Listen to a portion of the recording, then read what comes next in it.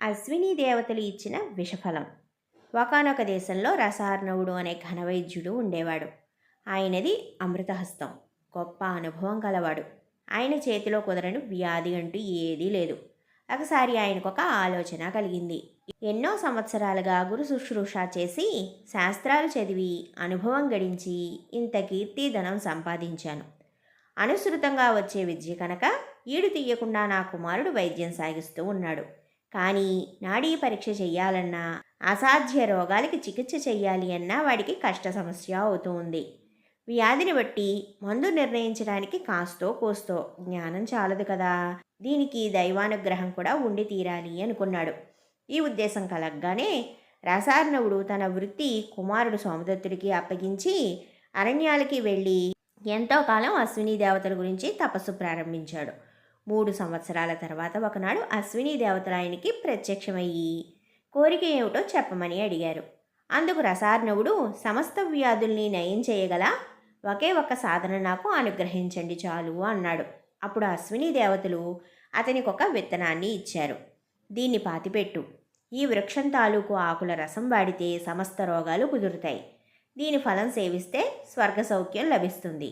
కానీ స్వార్థం విడిచి లోకోపకారం కోసమే దీన్ని ఉపయోగించాలి సుమా, జ్ఞాపకం పెట్టుకో అని చెప్పి అదృశ్యము అయిపోయారు. రసార్ణవుడు సంతోషించి వెంటనే ఇంటి పెరట్లో దేవతలు ఇచ్చిన విత్తనం పాతిపెట్టాడు. చూస్తూ ఉండగానే అది మొలకెత్తి వృక్షమై ఆకులతో నిండిపోయింది. దాని చిటారు కొమ్మని ఒకే ఒక ఎర్రటి పండు ఉంది. ఆ చెట్టు ఆకులతో రసార్ణవుడు వైద్యం చేస్తూ మునుపటి కంటే ఎక్కువగా ఖ్యాతి ధనం సంపాదించాడు. అతని కుమారుడు అయిన సోమదత్తుడికి కూడా ఆ చెట్టు ఆకుల గురించి మాత్రమే తెలుసు. పైన ఉండే ఆ పండుని గురించి ఎవరైనా అడిగితే అది విషఫలమని రసార్ణవుడు చెప్తూ ఉండేవాడు. సోమదత్తుడికి ఈ సంగతి తెలుసు. ఇలా ఉండగా రసార్ణవుడికి వృద్ధాప్యం వచ్చేసింది. మరణ సమయంలో కొడుకుని పిలిచి, నాయనా, నేను కష్టపడి సంపాదించిన ఈ వృక్షం తాలూకు మహిమ అంతా నీకు తెలుసు కదా. నేను వైద్య వృత్తి సాగించి అందరికీ పూర్ణ ఆరోగ్యాన్ని కలగజేసి సుఖంగా ఉన్నాను. నువ్వు కూడా అదే విధంగా సుఖంగా కాలక్షేపం చేయి, మన కుటుంబం పేరు నిలబెట్టు అని చెప్పాడు. అప్పుడు సోమదత్తుడు, నాన్న, ఆకుల పసరే ఇంత అద్భుతమైన గుణాన్ని ఇస్తుంది కదా, చిటారు కొమ్మన ఉన్న ఆ పండు మాత్రం ఎందుకు విషఫలమైంది అని అడిగాడు. అందుకు రసార్ణవుడు, సోమా, ఆ రహస్యం చెప్పడానికే నిన్నిప్పుడు పిలిపించాను. వైద్య మర్మం రెండో వాడికి తెలియనివ్వకూడదు. అందుకనే ఆ పండు విషఫలమని అందరితో చెప్తూ వస్తూ ఉన్నాను. కానీ నిజానికి అది అమృత ఫలం. అది తిన్నవాళ్ళకి అమరత్వమే సిద్ధిస్తుంది. వాళ్ళు దేవతలతో సమానము అవుతారు. దీన్ని గుట్టుగా ఉంచు, మర్చిపోకు సుమా, నాకు కాలం సమీపిస్తూ ఉంది. అందుకని ఇప్పుడు నీకు ఈ విషయాన్ని వివరించాను అన్నాడు. ఈ మాటలు వినగానే సోమదత్తుడు, కాలం సమీపించిందని మీరెందుకు బెంగపడుతూ ఉన్నారు? నాన్న, ఎంతో కష్టపడి సంపాదించుకున్న అమరత్వాన్ని మీరెందుకు పొందకూడదు? వరప్రసాదంగా వచ్చిన ఆ అపురూప ఫలం ఇతరులెవరికో ఇవ్వడం ఏమిటి అని ఆత్రంగా అడిగాడు. అందుకు తండ్రి, కుమారా, చెప్పేది శ్రద్ధగా విను. బ్రహ్మ పోసిన ఆయుష్ తీరిపోగానే జీవులందరూ ఈ లోకం వదిలిపోవలసిందే.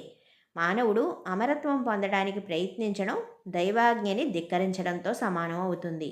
అది అలా ఉంచి ఇప్పుడు ఈ ఫలాన్ని గురించిన కీలకాలు 2 నువ్వు తెలుసుకోవాలి సుమా. లోకోపకారం కోసం వాడినప్పుడే ఆ ఫలం మహత్తు. కానీ దాన్ని సంపాదించిన నేను స్వార్థం కోసం ఉపయోగించకూడదు. రెండవది, ఆ ఫలం కోసివేస్తే అసలు మొత్తం చెట్టు మహిమే పోతుంది.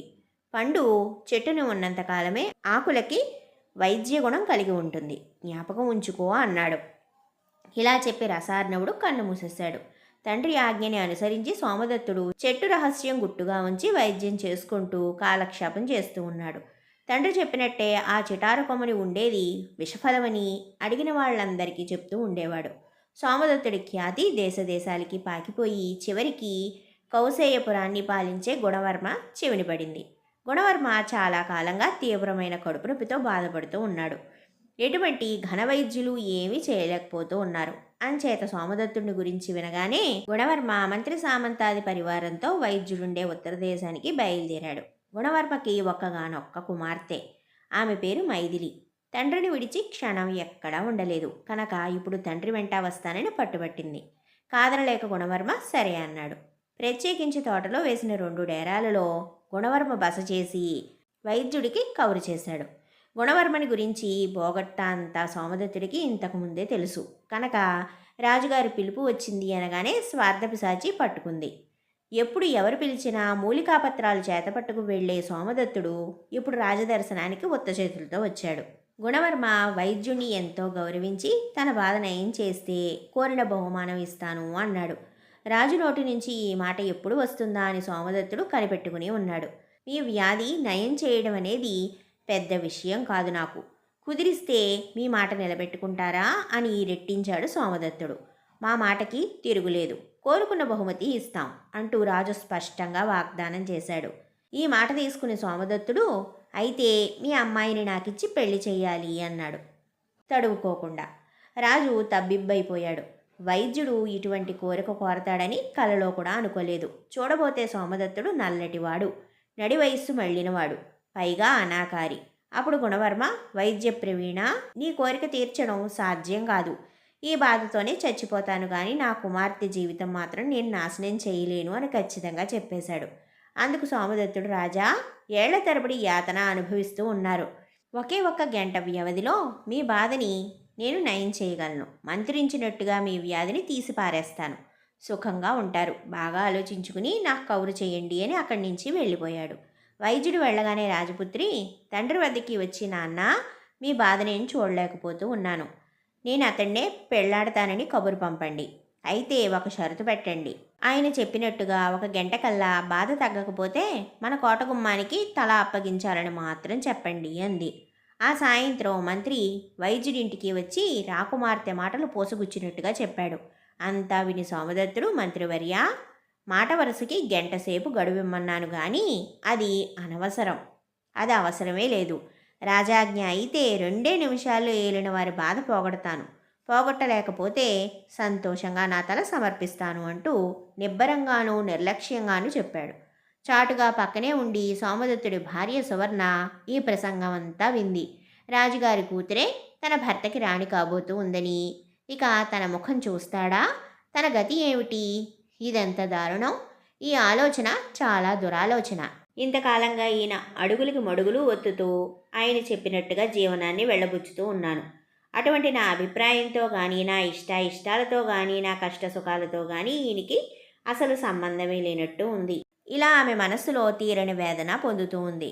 కాబోయే కళ్యాణం గురించి సోమదత్తుడు సంతోషంగా పొంగిపోతూ ఉన్నాడే కానీ భార్య బాధపడుతుందేమోనని తలచనే లేదు.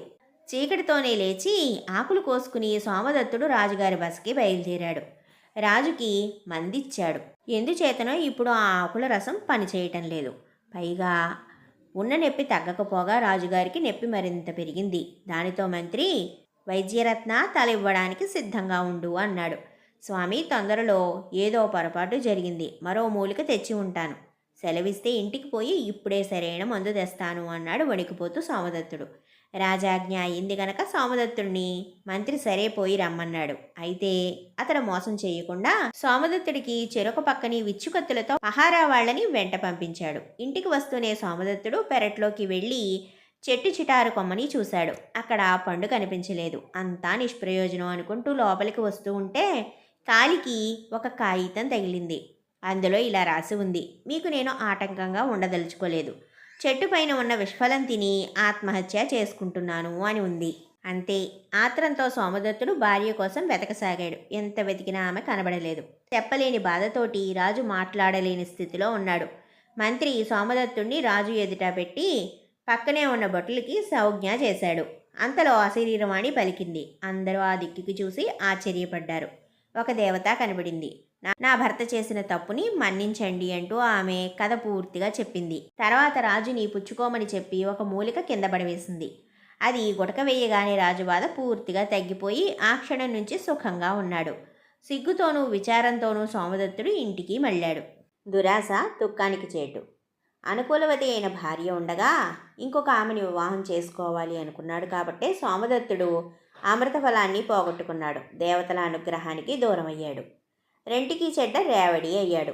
సరే, ఈ కథ మీ అందరినీ కూడా ఆకట్టుకుంది అనుకుంటూ ఉన్నాను. మా కథని లైక్ చేసి, షేర్ చేసి, కామెంట్ చేయండి. మీ సపోర్ట్ మాకు చాలా ఇంపార్టెంట్. మర్చిపోకుండా మా ఛానల్ని సబ్స్క్రైబ్ చేసుకుని పక్కనే ఉన్న బెల్ ఐకాన్ యాక్టివేట్ చేసుకోండి. ఈ రోజుకి కథ కంచికి మనం ఇంటికి మనం తిరిగి మళ్ళీ చందమామ కథలలో మరొక మంచి కథతో కలుసుకుందాం.